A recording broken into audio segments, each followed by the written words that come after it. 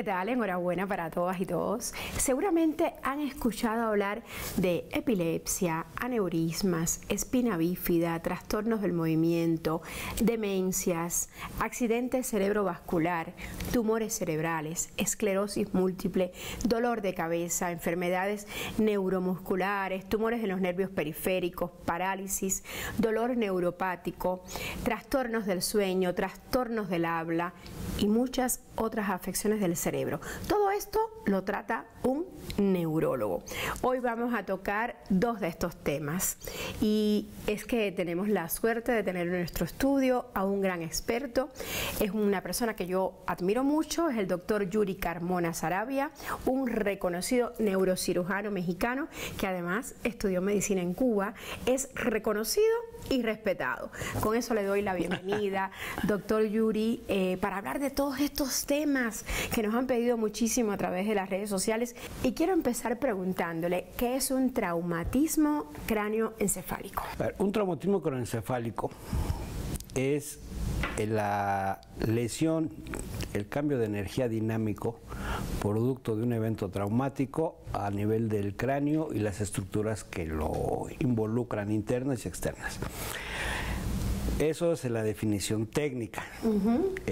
Para alguien como cualquiera de nosotros, pues simplemente es un golpe que produce en la cabeza de cualquier persona y que le repercute en su funcionamiento del sistema nervioso. O sea, esto ocurre cuando hay un accidente. Cuando hay un accidente, hay una caída, un tropezón, algo que lesione la cabeza, básicamente. Obviamente estamos hablando que de todas las patologías neurológicas y neuroquirúrgicas, el traumatismo craneoencefálico es el 50% de las lesiones. Lo viéramos a nivel de estadístico o a nivel epidemiológico, involucra a las personas de entre los 15 años de edad y 60 años de edad. Y si alguien en ese grupo de edad, para no verme muy directo, fuera a fallecer, la primera causa de muerte es el traumatismo craneoencefálico. ¿Y por qué hasta los 60? Después de los 60 no ocurre. Porque en ese grupo de edad la gente, las personas están más activas. Están más activas y por lo tanto se someten a más riesgos. Tienes razón.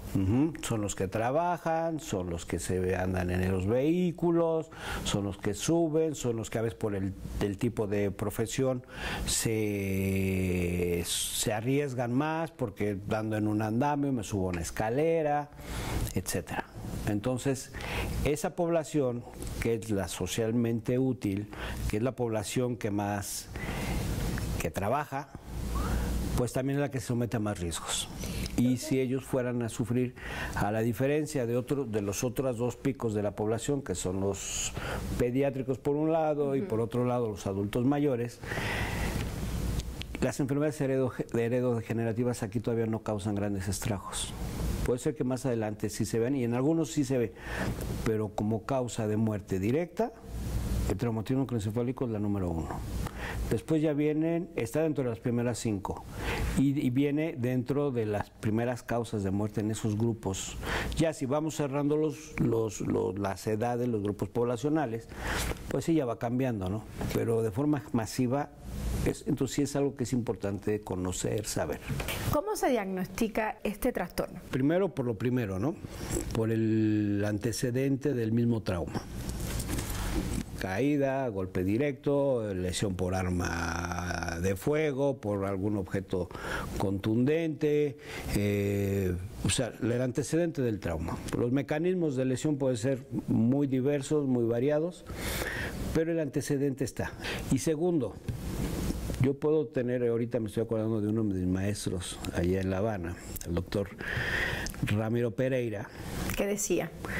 Y sería el traumatismo craneal simple, que simplemente es lo que conocemos como un cocotazo, un golpe, y no genera ningún cambio del funcionamiento del sistema nervioso. y de ahí hay que separarlo, porque luego a veces pues, me golpeo la cabeza y es un trauma, no, es un golpe, es un trauma craneal, nada más. ¿Por qué? Porque no pasa a mayores, digamos. No pasó a mayores, no hubo traducción neurológica, no se manifestó la lesión sobre el sistema nervioso. Doctor Yuri, cuando un paciente tiene un traumatismo cráneoencefálico, ¿sí o sí puede caer en coma? Sí, ¿O no? sí. No a fuerza, pero puede entrar en algún tipo de, algún grado de nivel de conciencia. ¿Esto es cuando, con qué tipo de traumatismo? De moderado para abajo. De moderado para abajo. De moderado para grave, ya está involucrada la conciencia y ya está en alguna etapa del coma. ¿Por qué se produce el coma? ¿Por qué las personas pierden la conciencia? En el traumatismo craneoencefálico, la causa directa del coma, voy a aprovechar que tienes este cerebro aquí, el cerebro se inflama, se dematiza. Cuando hay un traumatismo. Hay un trauma, cuando hay una lesión directa sobre él. Entonces él se hincha. Y dependiendo del grado de aumento del volumen del cerebro, es el nivel del coma. Entre más hinchado esté, más lesionado esté, pues el coma es mucho más profundo y puede ser un momento que sea irreversible. ¿Cuál es el mejor tratamiento para el traumatismo cráneoencefálico? ¿La prevención o cuál? Digamos, si yo soy una persona que uso como medio de transporte la bicicleta, pues tengo que usar mi casco diario. Y no porque me lo obligue un policía o no, simplemente porque me tengo que proteger yo mismo. O sea, es el autocuidado. Si estoy en un lugar donde puedo resbalarme, bueno, pues trato de usar el calzado adecuado para evitar sufrir algún tipo de lesión. Algo que sí quisiera mencionarte, que el traumatismo craneoencefálico no viene solo. A ver, ¿cómo viene es esto? acompañado de otras lesiones. ¿Por qué? Porque para que la cabeza se lesione, son los efectos secundarios. Otra parte de tu cuerpo se involucra. Fractura de alguna extremidad, un hueso largo, lo que le decimos nosotros, alguna lesión en el tórax, en el abdomen. Siempre. Casi siempre. Casi siempre. Entonces, eso habla mucho que uno tiene que tomar las medidas de seguridad e higiene. Los efectos secundarios son inevitables. No inevitables, pero sí puedes algunos preverlos. Y dependiendo del mecanismo de lesión, serán estas lesiones. Y depende también del lugar donde es la lesión. Claro. Por ejemplo, si es en la frente. Yo recuerdo cuando era niña que mi abuela siempre decía, hay que cuidarse aquí, hay que cuidarse aquí, no te des golpe aquí. ¿Es cierto? Las abuelas decían que exactamente en esta zona de aquí está el sentido. Exacto, cuidarse el sentido, exacto. Así decían. ¿Por qué? Porque aquí ves, el hueso es grueso y aproximadamente, dependiendo de las zonas, puede ser desde 1,5 centímetros hasta menos de 1 centímetro. ¿Qué partes son las más delgadas? Que es casi como una galleta. Es exactamente esta parte de aquí. Lo que las abuelas llaman el sentido. Lo que las abuelas llaman el sentido, porque es la zona más delgada y más vulnerable. Entonces, aquí me pueden lesionar, me puedo lastimar y el hueso me protege. Interesante. Pero si yo recibo un golpe en esta zona, es más fácil que se fracture y que además por aquí pasa una arteria, que es la arteria meningia media, que sangra mucho, porque viene directamente de la carótida y la carótida viene directamente de la aorta y del corazón. Entonces, el flujo sanguíneo es muy fuerte. Entonces, se puede lesionar, se puede partir esta arteria y me puede producir hematomas y coágulos y todas las complicaciones que uno no quiere que el paciente sufra, claro, pero que se llegan a presentar. Porque aquí es muy débil. Y cuando hay coma, es porque te rompiste qué parte de la cabeza. Como esto, como ven, es una unidad sellada. Tiene una presión determinada de funcionamiento. El cerebro tiene un sistema de suspensión hidráulico, o sea, flota dentro de la cabeza, porque está envuelto de líquido cefalorraquídeo. Cuando aumenta la presión, el cerebro sufre. Y puede ser, ¿por qué aumenta la presión de la bóveda intracraneal? Pues puede ser por muchas causas. Una de ellas es el traumatismo craneoencefálico, pero también puede subir por un tumor, por una encefalitis, por una intoxicación, por una trombosis, que hace rato preguntabas, por un evento cerebrovascular, por muchas causas. Se puede aumentar la presión. Puede ser o porque aumenta el líquido cefalorraquídeo, o porque aumenta por un tumor, por una hemorragia, por un aumento de volumen sanguíneo, o por el edema cerebral. Y eso es lo que provoca el coma. Y eso es lo que mata al paciente. Y eso es lo que mata al paciente. ¿Sale? Obviamente para matarlo pasa por el coma. Y es lo que todo neurocirujano no quiere que su paciente sufra y pase por ahí, porque es lo que lo complica. Y dependiendo de la magnitud de esa hipertensión intracraneal tan fuerte que se dé, va a ser el manejo que tengas que hacer o la causa que lo esté originando. ¿Qué síntomas me deben alertar de que estoy sufriendo un traumatismo? Y es encefálico y puede ser grave, ¿no? Exacto, diga, tienes un accidente y muchas personas dicen, no pasa nada, es un dolor en la cabeza. ¿Solo cuando empieza el sangrado o qué síntomas? O que antes le decían, no lo dejes que se duerma. Exacto. ¿No? Manténlo despierto. Y ahí tenías a la mamá con el niño, haciéndole despierto todo el tiempo y te decían, manténlo despierto unas 4 o 5 horas, ya después ya lo puedes dejar. Obviamente, por el tema esto del coma, la conciencia se va perdiendo, y a medida que se va perdiendo, ahí es donde nos alerta. Este tipo de acciones vienen de los tiempos cuando no teníamos tomografía. La tomografía es un estudio de imagen que vino a revolucionar las neurociencias, la medicina en general y las neurociencias en particular. Para ser más precisos, que es lo que a ustedes les gusta. Exacto, y poder ver las lesiones y ya con eso, ya tiene una tomografía, sabes que no tienes nada, déjalo que duerma, no hay problema y ya. O sí sabes que no, sí se ve muy hinchado el cerebro, sí se ve que puede tener un coágulo, que tenga una hemorragia, que tenga alguna cosa, y tendrías que actuar médicamente.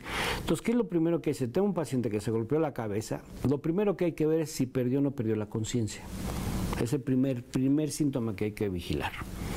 Si perdió la conciencia, ya la cosa, ya el trauma ya es de cierta importancia.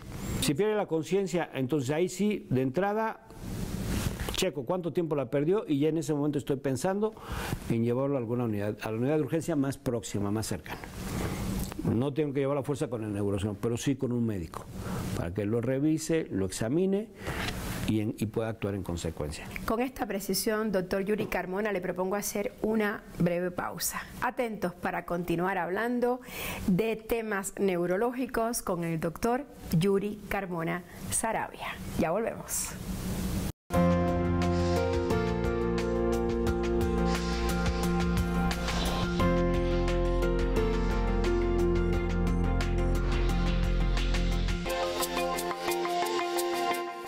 Estamos de vuelta para continuar hablando del traumatismo cráneoencefálico con el doctor Yuri Carmona Saravia. Ya yo les decía que es un reconocido neurocirujano mexicano. Doctor Carmona, antes de irnos a la pausa hablábamos de lo que significa recibir un golpe en la cabeza y por tanto un golpe fuerte y tener un traumatismo que amerite ir al hospital. Pero aquí nos llega una pregunta a la cuenta de este programa en las redes sociales, que es @ISAEntrevista, y nos pregunta alguien si existen personas más vulnerables que otras tras un traumatismo craneal. En primer lugar, los menores de edad, los de menos de 15 años. ¿Por qué? Porque su cráneo todavía está en crecimiento, está en formación y por lo tanto es mucho más frágil que un adulto. Es frecuente en los hospitales pediátricos que les lleguen niños donde por una simple caída de 50 centímetros de alto de una cama, se golpean la cabeza a los niños y terminan con una fractura de cráneo y un hematoma epidural o intracraneal. Pero cuando son bebés no hay que preocuparse tanto, ¿no? Sí. Porque dicen que, sí, es que dicen, no te preocupes, que los niños tienen la cabeza los niños son de plástico, los niños son de plástico. Y sí es cierto, en muchas cosas es verdad que el niño se recupera mucho más rápido que el adulto, pero sin embargo, el cráneo de un recién nacido, de un lactante, es súper delgado, ¿no? Que a veces con un bisturí lo puedes abrir, sin necesidad de usar más cosas. Por lo mismo quiere decir que es más vulnerable. Hay veces que, porque es que estaba jugando con mi niño y lo aventé y el mecanismo de aceleración y desaceleración que someten a ese cuerpecito le puede producir un traumatismo craneoencefálico. Entonces, solamente lanzarlo, así, eso se ve muchísimo. Sí, es muchísimo. Caídas de las camas de 50 centímetros de altura, de la cuna. Entonces hay que preocuparse. Sí, hay que cuidar a los niños, hay que cuidarlos para evitar. Si lo voy a dejar solo, pues lo pongo en su cuna con sus barandales altos, y si está dormido en la cama de los adultos, pues lo protejo para que si se rueda el niño no se pueda caer, y lo estoy vigilando. Es cuidados. O sea, usted me está hablando de prudencia, de prevención todo el tiempo. Así es. Esto es como el único tratamiento o el mejor tratamiento que es hay. Cuidarlo. Es cuidarlo. Es cuidarlo y estar atento del bebé. Pero después de más del año también siguen siendo vulnerables, ¿no? O sea, no nada más porque ya tiene más de un año, ya no, porque siguen siendo, y luego a veces es donde tienen más riesgos. Bueno, ya que estamos hablando de los niños, cuénteme qué hago si mi hijo se cae de la cuna, o si de pronto empieza a sangrar porque alguien le tiró un pelotazo. Claro. ¿Qué se hace en esos casos?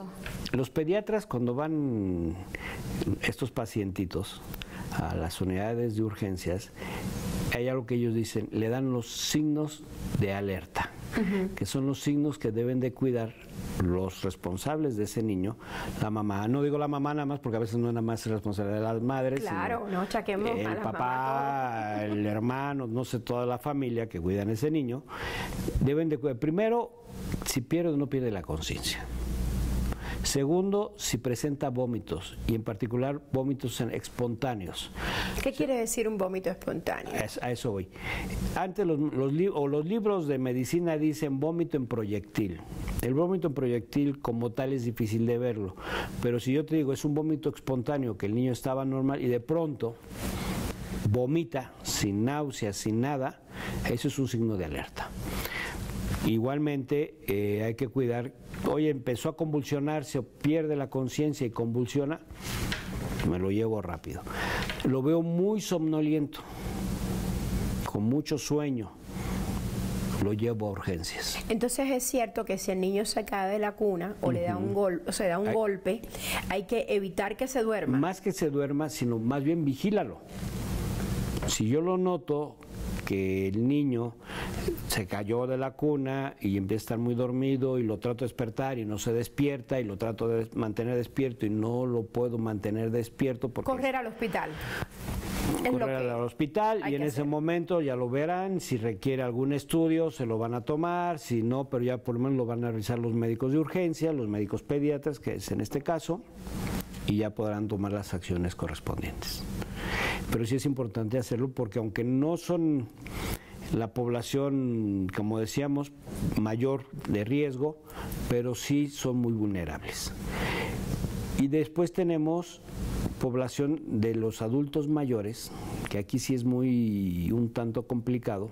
¿Y qué otras personas se vuelven muy vulnerables también cuando sufren de un traumatismo craneal? Las personas que llevan algún tratamiento y compromete la coagulación de ellos mismos, que toman la aspirina para los cardiópatas, los que tienen algún problema hepático, alguna patología del sistema eritropoyético, o sea, del sistema de la sangre, pues, y que condiciona la coagulación, y que a veces el trauma, aunque no llegó a ser muy severo, puede estar sangrando y producir un traumatismo craneoencefálico con una hipertensión intracraneal.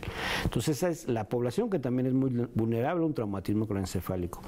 Los adultos mayores también. No a fuerzas porque lleven algún tratamiento, simple y llanamente el adulto mayor, el cerebro por la edad va perdiendo volumen.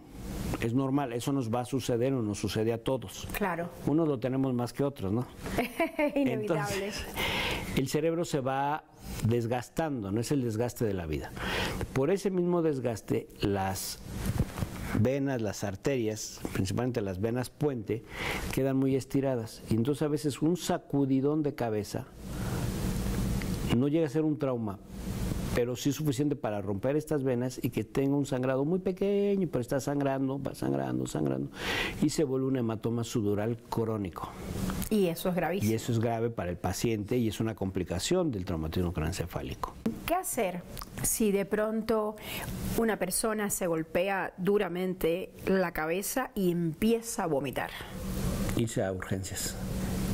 Definitivamente. Definitivamente, para que lo vean, lo valoren, porque habría que descartar las causas de ese vómito, ¿no? ¿Y si tiene convulsiones? Si tiene crisis convulsivas, con mayor razón, tiene que ir inmediatamente a una unidad de urgencias. Hay que correr al hospital en estos casos. Sí. ¿Y por qué hay que correr, doctor?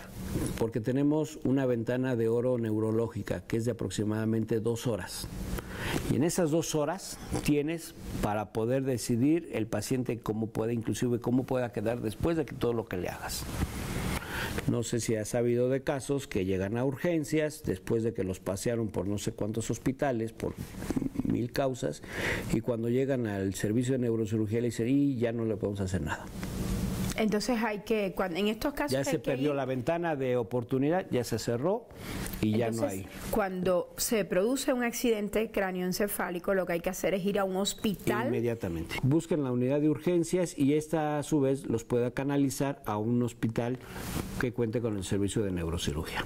Nos llega una pregunta a la cuenta de @ISAentrevista, que es la cuenta de nuestro programa, y nos preguntan, doctor Yuri, usted dijo al inicio del programa de que todos estos traumatismos vienen acompañados a la larga de otros problemas mayores. ¿A qué se refirió? Un paciente, después de que sufre un traumatismo craneoencefálico y pasa todas las situaciones que de ahí se pueden desprender, tiene complicaciones, lo que nosotros decimos inmediatas, mediatas y tardías. Las inmediatas pues son las que se derivan directamente del trauma, ¿no? Las mediatas son las que se ven en el tiempo que está hospitalizado, que si hacen neumonías, que si desnutren, etcétera. Y están las tardías, que son las complicaciones que se ven después de un trauma hasta un año, hasta 6 meses, de 6 meses a un año. ¿Cuáles pueden ser? Pues en primer lugar déficits neurológicos de funcionamiento, de que yo salgo del hospital y ya salgo sin poder mover alguna parte de mi cuerpo, o sea, con algún déficit del funcionamiento de mi sistema nervioso. Puedo presentar síndromes como el Parkinson, puedo presentar síndromes de demencia, puedo presentar... ¿Quiere decir que un traumatismo craneoencefálico puede provocar el Parkinson, sí, acelerarlo? Sí, puede producir muchas complicaciones dependiendo de qué parte del cerebro sea la lesión. Se vio afectado. Exactamente. Entonces, dependiendo de ahí, pues vamos a tener el tipo de complicaciones que se puedan ver. Otra pregunta, doctor, también nos llega a la cuenta de @ISAentrevista y es, ¿qué cuidados debo tener, doctor Carmona, después de sufrir un accidente de este tipo? Lo digo por el caso de mi abuelo que acaba de pasar por esto. En primer lugar, todas las indicaciones que su médico tratante le dé. Creo que eso es lo básico. Segundo, todo paciente que después de que sufre un traumatismo craneoencefálico debe entrar en una etapa de rehabilitación. Se tiene que rehabilitar ese paciente para que pueda reincorporarse a sus actividades habituales, sus actividades normales. Y dependiendo de la magnitud de este trauma, pues será también qué tanto se va a poder reincorporar a su vida normal, ¿no?